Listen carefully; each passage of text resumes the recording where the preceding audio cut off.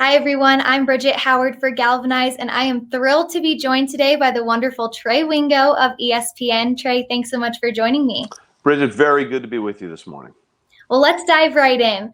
For the first time, storytellers are allowing themselves to actually be in the story. And having grown up in this business, being told never to share your thoughts or opinions on air, was that something you struggled with early on or something you easily stepped into?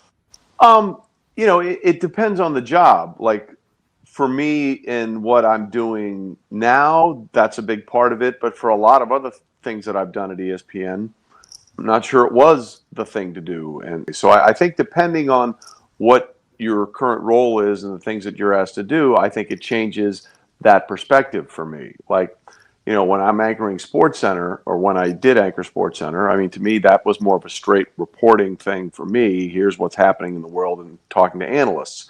When I did NFL Live for 15 years, I felt a little more comfortable injecting a little more opinion because I was singly focused in on one sport, and I felt that allowed me a little more creativity, a little more room to sort of inject some things I believed as well as what the analysts believed. Because my job there to me was to get the most out of the analysts, but also to engage them in conversation.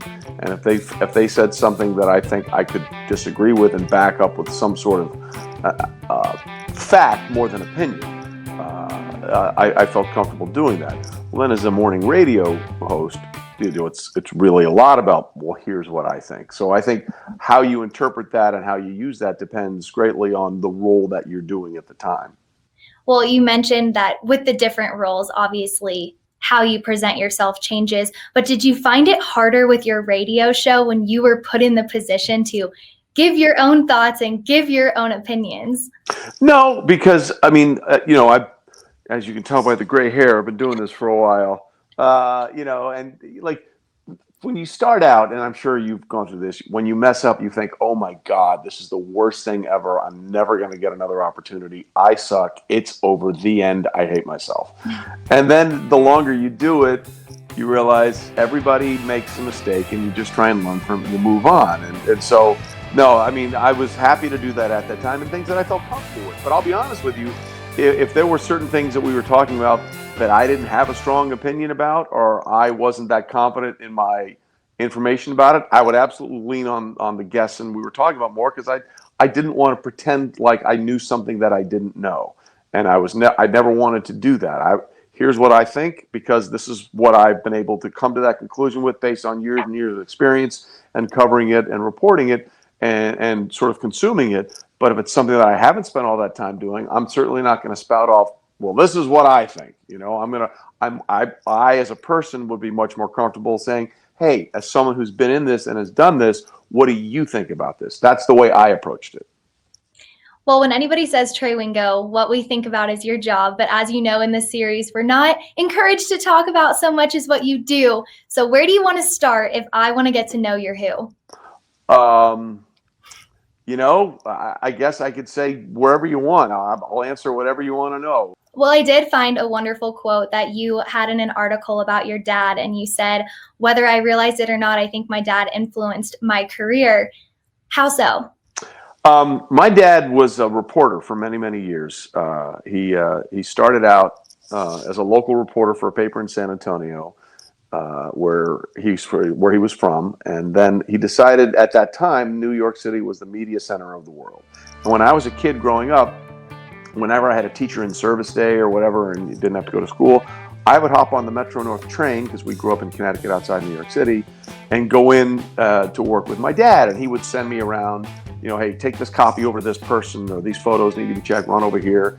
And I would get in the back of a little chair with wheels on it and sort of scoot myself down the hall and go from office to office. And I realized that my dad had a different job. He wasn't a banker, he wasn't a lawyer, he wasn't a doctor, he wasn't, a realtor like all my friends' parents were. He had what I thought was a really interesting, cool job where he could tell stories and he could write about those stories and about people that were famous or people that had interesting backgrounds.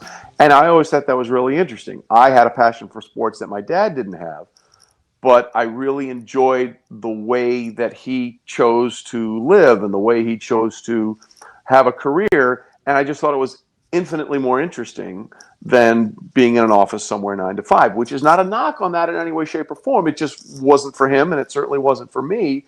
So I guess just through osmosis a little bit and seeing how much fun he had doing his job, it sort of influenced me and encouraged me to sort of find that passion for myself. And I guess that's what I was referring to in that quote.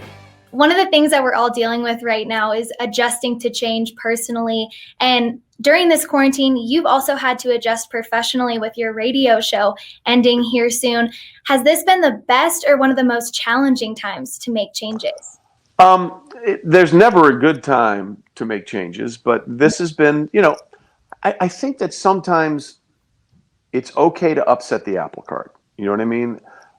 Sometimes if you really want to do something different, or if you really want to shake things up, it's okay to just throw it all up in the air and start all over again. And for me, that was something that I wanted to do. We've been here in Connecticut for 23 years, and it's been wonderful, and it's been great, and I've had so many wonderful experiences.